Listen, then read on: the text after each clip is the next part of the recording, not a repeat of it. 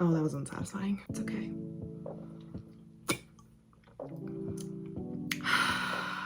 I've been on this godforsaken app for 3 years, and I wouldn't trade those 3 years for anything. Welcome to my anniversary video. My name is Katie. If you don't know me, I run a writing channel most of the time. For the last 2 years, now the 3rd year, I do a Q&A on my channel where I answer all of your deep, burning, riveting questions, give you the answers that you deserve. Now, I've been literally editing all day. I run a podcast, if you didn't know. So I was editing the podcast. It's a tennis podcast. I'll leave a link down below. We don't have to get into it. And then I was editing the video that came out before this. So make sure to go give that one some love if you want to know more about me or see my journey throughout the years. Slay.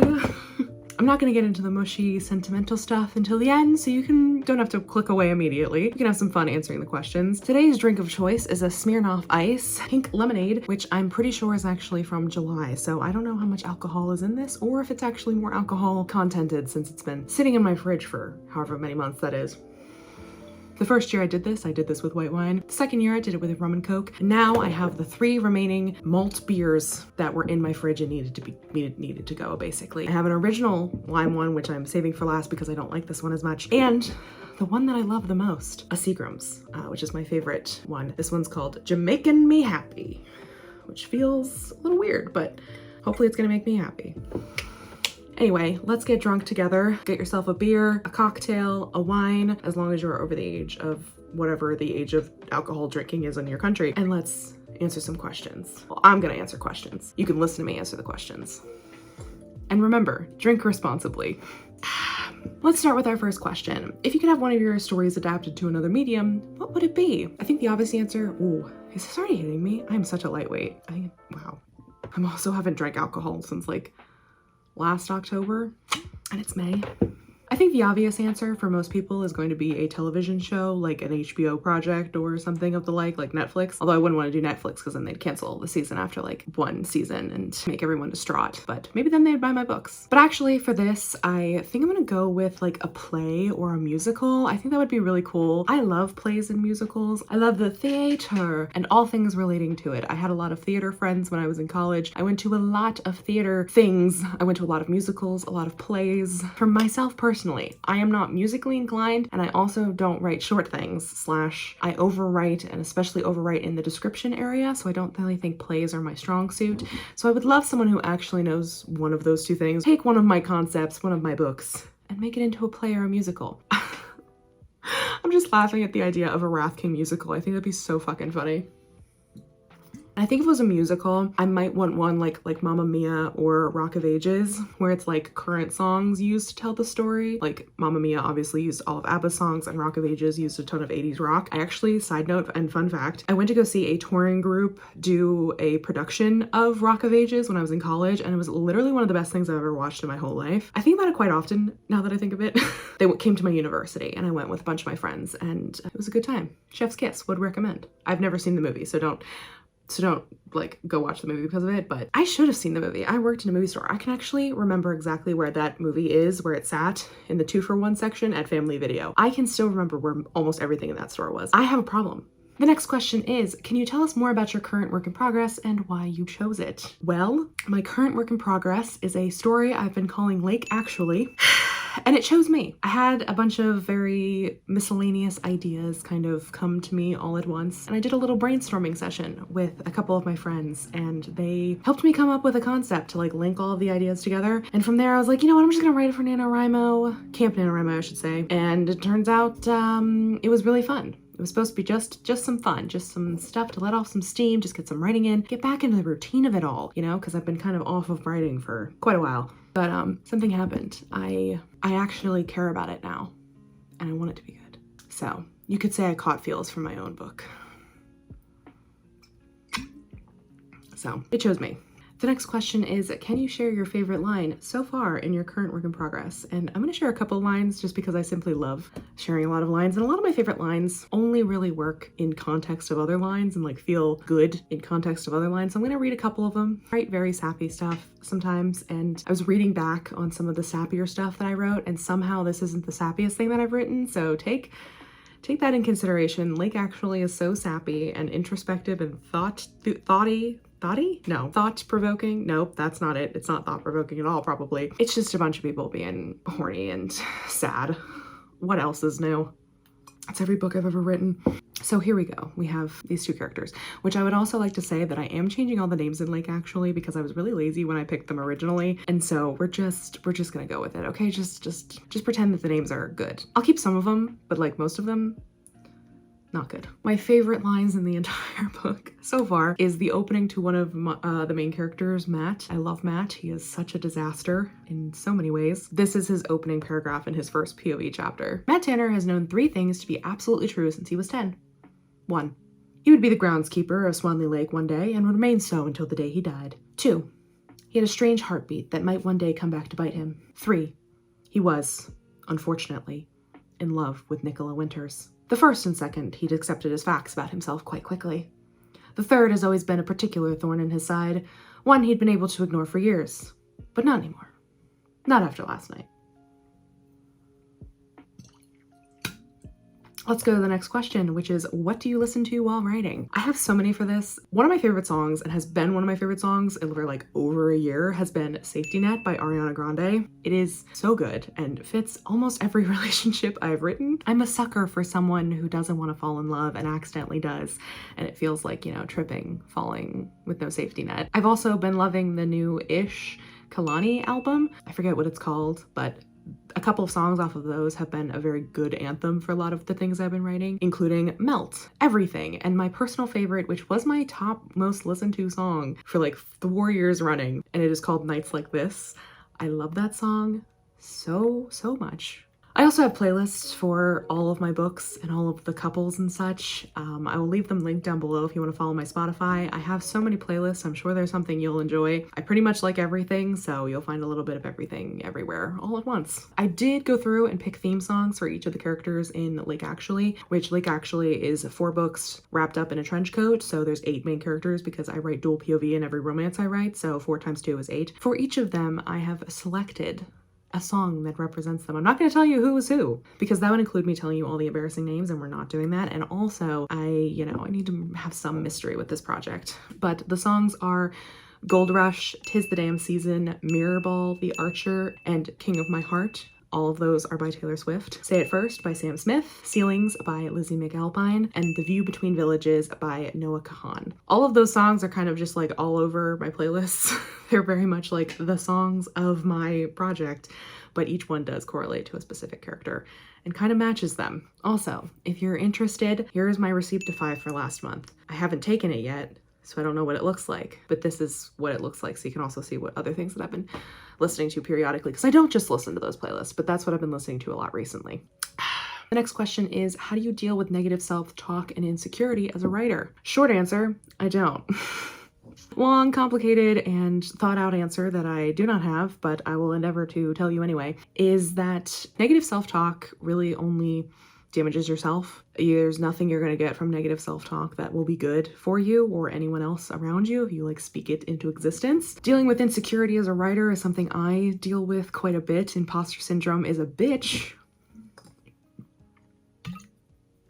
But for me personally, I feel like a lot of my negative self-talk and imposter syndrome comes from this, if I fail myself first, I won't have to be failed by other people. So like if I'm not confident, if I don't think I'll succeed, like when I inevitably don't succeed, it doesn't feel as bad, but also like if I don't think I'm going to succeed, I don't try as hard. So then it's a self-fulfilling prophecy of like, yeah, you're not going to succeed. I'm trying to change that. It comes and goes in waves. It's a cycle. You know, you go through different things. I'm going through kind of an existential crisis with my writing at the moment where I'm like, this is what I want to write. No one else wants to fucking read it. I probably can't get this published, but that's my dream, is to be a published author. Like that is what I want more than anything. I cannot think of another job I would want more than this. And I've been consistently working towards it for the 3 years that I've been on YouTube, funnily enough. Haven't fully succeeded yet, but I have made a lot of leaps and bounds and shifts and changes, and I've grown a lot as a writer. So I think when you are dealing with insecurity, the best thing is to look back on other things you've written, things you've done, you know, force yourself to think this isn't that bad. you know, you can do this, you know. And if you're feeling that insecure and negative about it, ask yourself why you still want to do this. Maybe writing isn't healthy for you at the moment. Maybe it's toxic, you know, and your stories will always be there at the end of the day. If you want to return to them after a while away, you know, you don't have to, if you put something on the shelf, it doesn't mean it has to stay there. Definitely look after your mental health, I think, is the best advice I can give. Full malt beverage in. And with that, let's move on to the Seagrams, which I think is a little less bold. I don't see an expiration date on these. Oh, that tastes really good. Uh-oh. The next question is, how are you doing? How do you feel looking back on the past year? I'm doing okay. I think recency bias has really been an issue with me because my last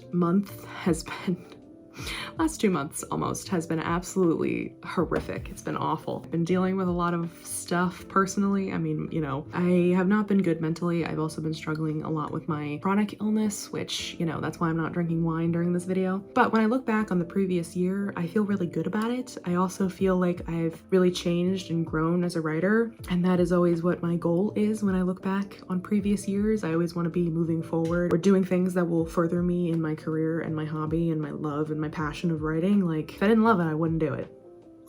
I mean, I'm really proud of what I was able to accomplish last year. 500,000 words is no joke.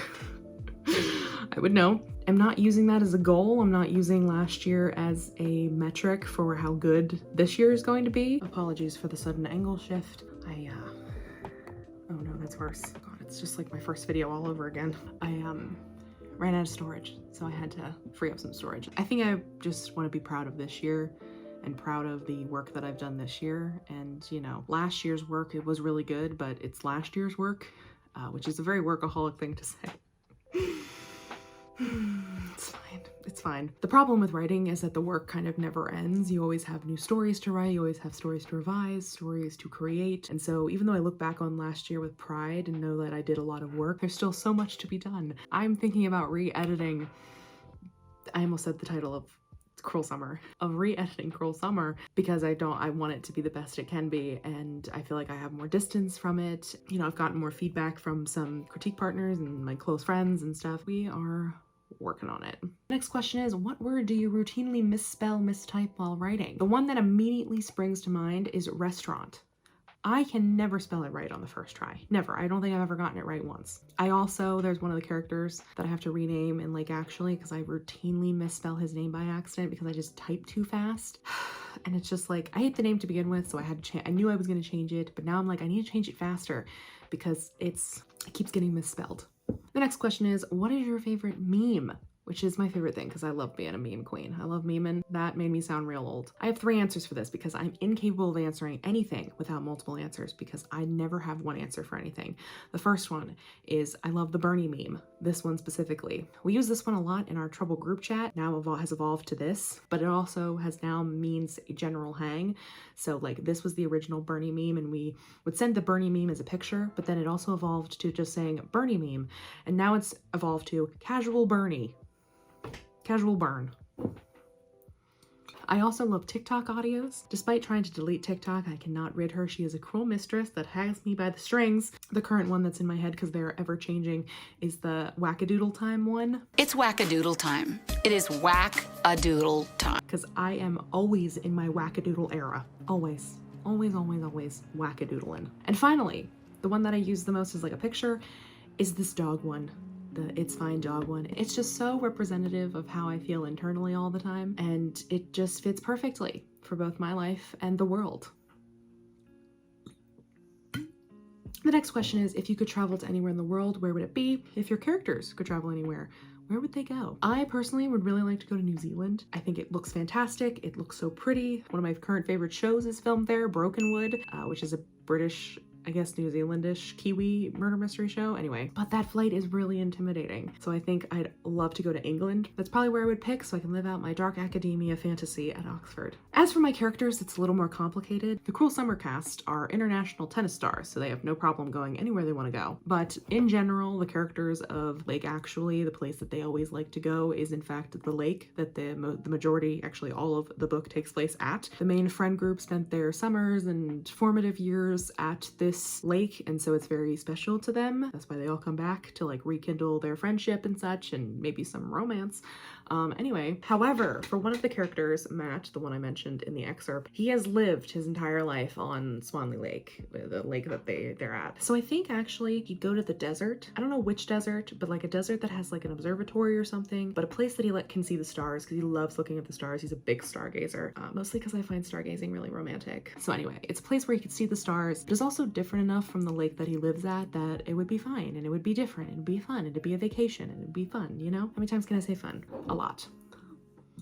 And for my fantasy works, I think those characters would like to go to a place where I can't torture them with horrific wars and intergalactic soul-eating voids.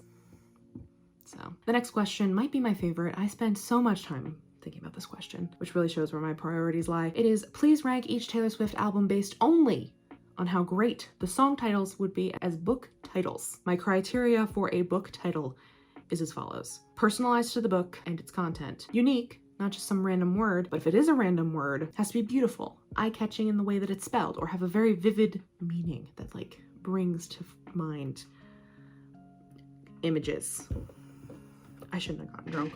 Also, I'm considering for all genres, so I'm not thinking like best titles for a fantasy book or best titles for a contemporary book. I'm thinking across all of them. I thought so deeply about this. So we're gonna go from 1 down to 10. I'm gonna tell you my first one because I don't think it should be controversial, but it is Lover. I love the Lover album, and I think it just has so many good titles on it. I mean, I used Cruel Summer myself, but I also think False God would be a really fun one for a fantasy. I think The Archer would be a really cool one for like a lit fic novel or like a thriller novel. London Boy, Miss Americana, and The Heartbreak Prince would be fun. Like rom-coms, I love those. So Lover is in the first spot as the best album for pulling titles from. This in second would be Folklore. I love Folklore, not as much as My Baby Evermore, but Folklore has some really great titles on it. I think like Invisible String, obviously I stole it for myself. Peace, This Is Me Trying. Hoax is a really fun word. I think it could work for a multitude of genres. Like if it is like the Hoax Project, I think would be kind of cool if you're using it for a project title. So I just think Folklore is chef's kiss. Number 3, I have Red, which I don't love as an album, but I think it has some great titles on it. I think Treacherous is a fun word. Holy Ground, Begin Again, Starlight, I Knew You Were Trouble, I think is a good one. Nothing New has like a fun alliteration to it, so I just think Red has a good one, but not as good obviously as Folklore or Lover. But then in 4th place I have 1989. This has some really good ones, but also just has some, I mean, there's Out of the Woods, which Into the Woods now that I think about it, but very similar. I think you could get away with like a fantasy fairy tale-esque vibe or like a coming of age novel. I just think Taylor Swift and I think coming of age, maybe that's why that's coming to mind, but I like 1989 as kind of like the bottom of the top, but like still in the top part. Coming in dead in the middle, smack dab in the middle, is Evermore. My love, my favorite album, but I just think there's not a lot of specificity in some of the titles. There is for some of them, but some for not. Like Coney Island, I don't really think makes a great like book title, and that's like my favorite song off the album.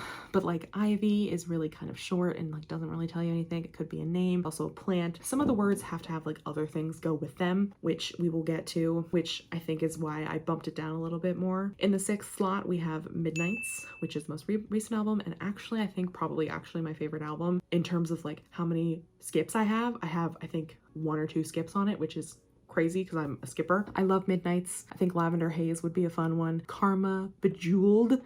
Like Bejeweled is just such a fun word, and it would be such like a fun, quirky, girly, like women's fiction book. Coming in number 7th is Speak Now. I'm so sorry. I'm also not a Speak Now girly, but Better Than Revenge I think is the best one off of this album specifically for a title. But and then the last 3 are ones that I just kind of am like, these are not good as song titles. They're just a little bit generic, a little bit boring. They lack the personalization, I think. They just don't have the fun, quirky qualities of the last one. So in 8th place, I have put Taylor Swift, or Debut. It's just, you know, it's her first album. She wasn't great at song titling. I think this is normal. Number 9, I have Fearless, which was my first Taylor Swift album, and I did really like it as an album, but again, you know, you have a song called 15, like, that's not really a book title, is it?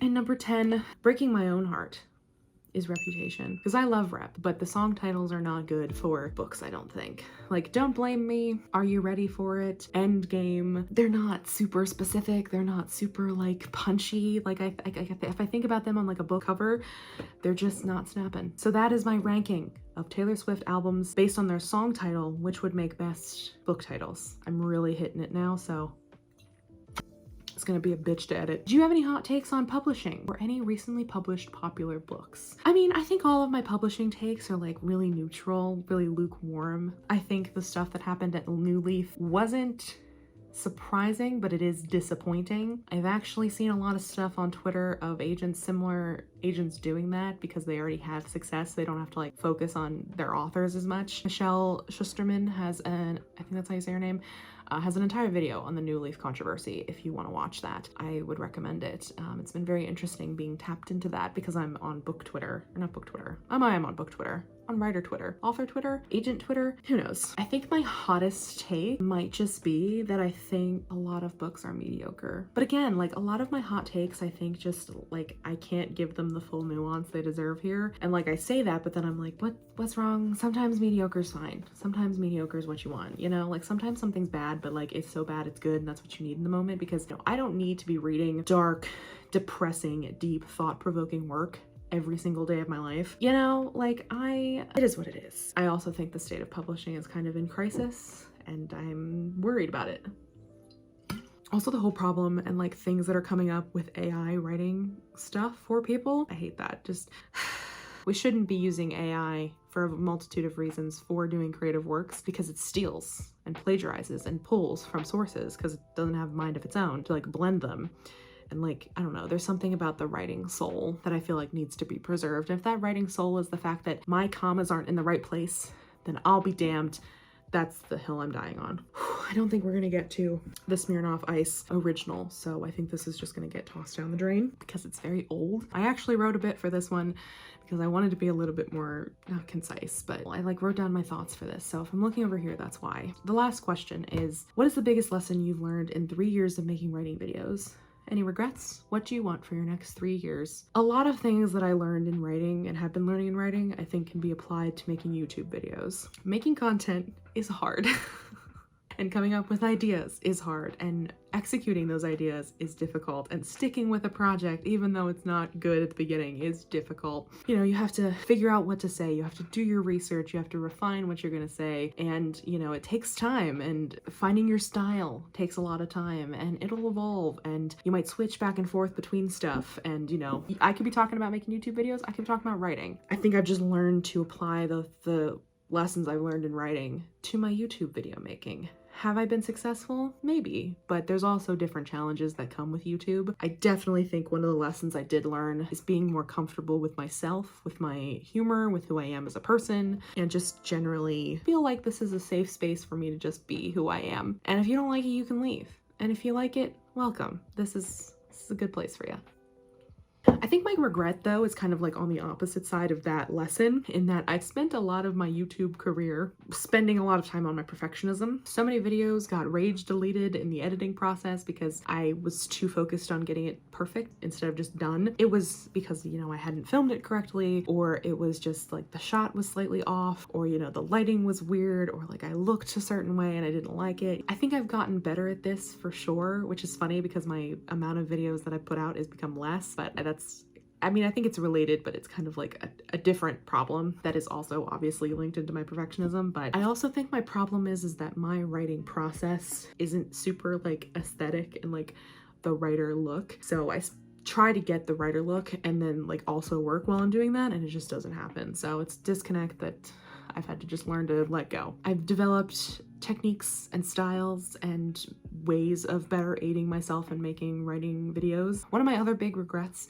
is not staying active on commenting on people's videos, which is more of a personal regret and not really something that has to do with like the actual making of my videos, but it more is about being in the community. I've learned how much comments mean to me, and that I should be giving some of my creative energy and emotional labor and thoughts into comments for other people, so hopefully they feel the same inspiration that I feel when I read comments. and hopefully they'll continue with this if that's what they want, you know, because there's nothing worse than being discouraged from something you might really enjoy. It's like, doesn't really take that much time out of my day.